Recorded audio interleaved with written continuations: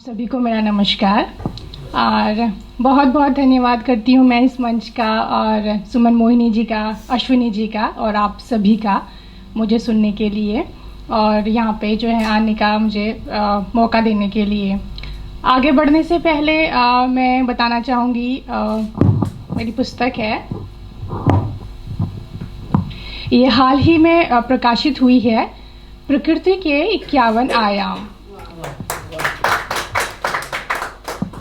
जी, प्रकृति के 51 आयाम में मैंने कोशिश करी है, जैसे आजकल हम लोग व्यस्तता की भागदौड़ में भागे जा रहे हैं, हमें पता नहीं है कि हम क्या कर रहे हैं, मतलब इतने बिज़ी हम लोग हो गए हैं कि प्रकृति से काफ़ी दूर हम लोग हो गए हैं। तो इसमें यही कोशिश की गई है कि हम प्रकृति से पुनः अपना जो है सामंजस्य स्थापित कर सकें। कविता का शीर्षक है मिट्टी। जब मैं प्रकृति की बात करती हूँ तो प्रकृति होती है हमारा स्वभाव, प्रकृति होता है हमारे आसपास दिखने वाली हर चीज़। तो हमारे आसपास जो भी चीज़ होती है वो हमें सीखने के लिए कुछ न कुछ ज्ञान ज़रूर देती है, चाहे वो चिड़िया हो, चाहे वो मिट्टी हो, चाहे वो नदी हो, पर्वत हो, हर एक चीज़ जो होती है हमें कुछ न कुछ सिखाती है। तो मैं आज बात करती हूँ मिट्टी की, जिस मिट्टी से हमने जन्म लिया है और जिस मिट्टी में हमको एक दिन मिल जाना है। तो उसके बीच में जो भी हमारा एक पूरी एक जीवन यात्रा होती है वो हम अपने हिसाब से जीते हैं, लेकिन इस ज़िंदगी के बीच बीच में हमें हमारे आसपास, चाहे वो हमारे आसपास के लोग हों या मिट्टी हो या प्रकृति हो, वो हमें कुछ न कुछ सिखाती है। तो मिट्टी हमें क्या सिखाती है, मैं इस कविता के द्वारा कुछ संदेश देना चाहती हूँ।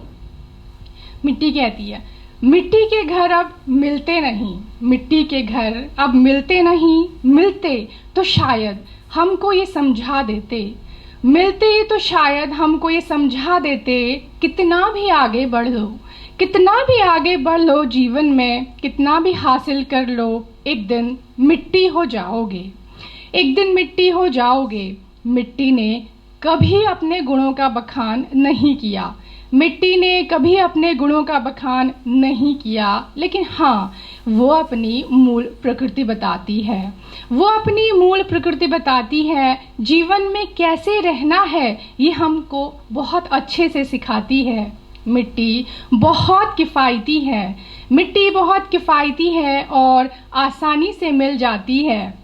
मिट्टी बहुत किफ़ायती है और आसानी से मिल जाती है। बाहर अधिक तापमान होने पर भी भीतर से शीतल रहती है, बाहर अधिक तापमान होने पर भी भीतर से शीतल रहती है और हमें क्रोध पर लगाम लगाना सिखाती है, हमें क्रोध पर लगाम लगाना सिखाती है। जीवन में ऊंचे उठकर भी अपने अहम को वश में करना सिखाती है। ये घुलना जानती है, ये घुलना जानती है, ये पक जाती है और कुछ आकारों में भी बदल जाती है। जैसे चाहो वैसे हो जाती है। अपने इसी भाव से वो हमको जीवन में मिलजुल कर रहना सिखाती है। मिट्टी अपना स्वभाव बताती है। धन्यवाद।